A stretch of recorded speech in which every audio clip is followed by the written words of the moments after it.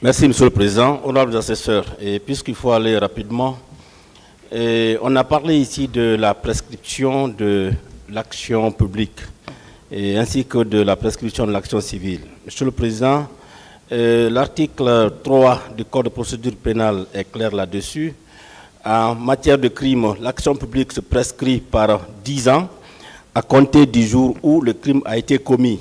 En matière de délit, l'action publique se prescrit au bout de 3 ans à compter du jour où le délit a été commis. Et en matière contraventionnelle, c'est 1 an, bien sûr. Monsieur le Président, par rapport à cette question de prescription, il faut se référer tout de suite à l'intitulé de l'ordonnance qui vous saisit.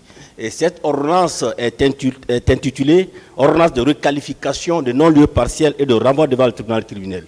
Il va sans dire que des faits délictuels ont été commis en même temps que des faits criminels.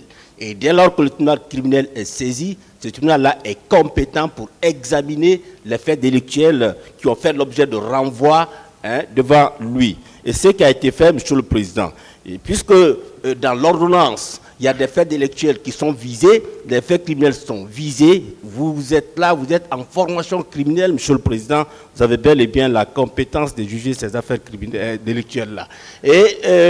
Et il a été dit que les faits délictuels sont prescrits et qu'il y a un temps qui s'est écoulé entre le dernier acte d'instruction et l'évocation de l'affaire devant ce tribunal-là. Ce qui est évident, Monsieur le Président, c'est que la Cour suprême a rendu son arrêt et dès que la Cour suprême a rendu son arrêt, il ne s'est pas passé plus de 10 ans pour que l'affaire connaisse sa première évocation devant ce tribunal. Ça veut dire, Monsieur le Président, qu'il n'y a pas de prescription. Vous avez bel et bien la compétence d'examiner cette affaire-là. Ensuite, on revient sur la requalification. Et on en a toujours parlé, Monsieur le Président. Ce qui est évident, c'est que dans cette affaire, il faudrait bien qu'on aille à la requalification. La requalification n'a autre but que de restituer aux faits dont l'examen est soumis au tribunal leur véritable qualification.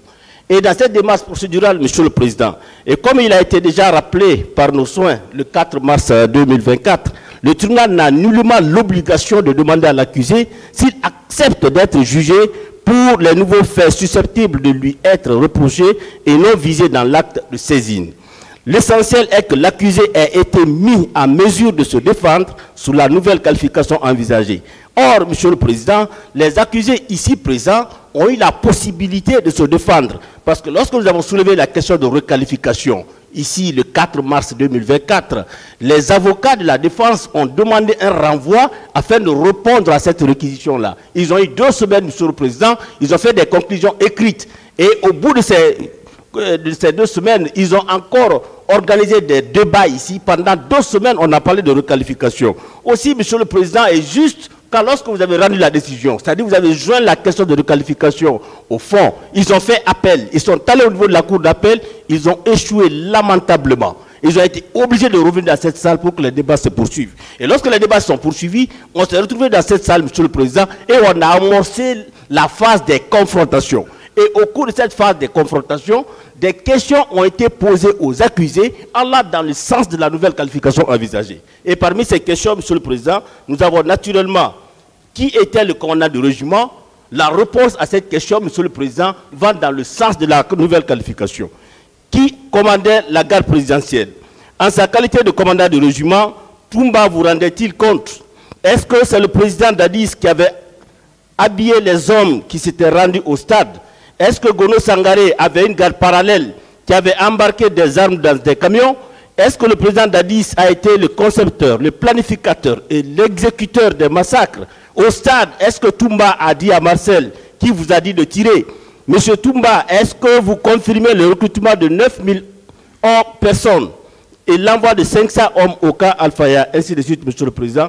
Des questions de ce genre ont été posées, des réponses ont été données et ces réponses-là sont consignées dans le plumitif. Aussi, Monsieur le Président, je ne sais pas pour quelle raison on s'oppose tant à la requalification, d'autant plus que suffisamment d'éléments nous prouvent qu'il faut aller à cette requalification. Et la question de requalification, Monsieur le Président, ne relève pas seulement de la juridiction de jugement.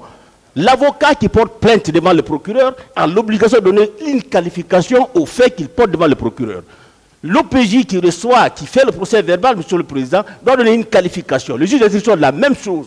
La juridiction de jugement aussi a l'obligation de donner aux faits leur véritable qualification. Et je pense que ce travail-là qu'on veut vous renier, on veut vous empêcher, Monsieur le Président, de faire ce que la loi vous a demandé de faire. Nous pensons, Monsieur le Président, que suffisamment d'éléments sont au dossier qui prouvent qu'il faut aller à la requalification.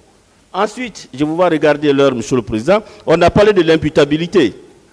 Alors, plusieurs conseils de la défense sont revenus sur cette question en donnant l'impression que si les faits poursuivis n'étaient pas imputables aux accusés ici présents. Monsieur le Président, on a déjà dit ici dans cette salle que les faits qui ont été commis sont des faits qui sont imputables aux accusés qui sont ici. Et nous avons dit, nous disons et nous réitérons, Monsieur le Président, que les faits commis le 28 septembre 2009, avant et après, Monsieur le Président, ces faits-là sont bel et bien constitutifs de crimes contre l'humanité et de responsabilité du supérieur hiérarchique ou du chef militaire. Ces faits sont prévus et punis par les articles, Monsieur le Président, qui sont devant vous. Et les accusés qui sont là, on a spécifié dans nos réquisitions, ceux-là qui doivent être retenus pour les faits de responsabilité de commandement et ceux-là qui doivent être retenus pour les faits de crimes contre l'humanité. Je vous remercie.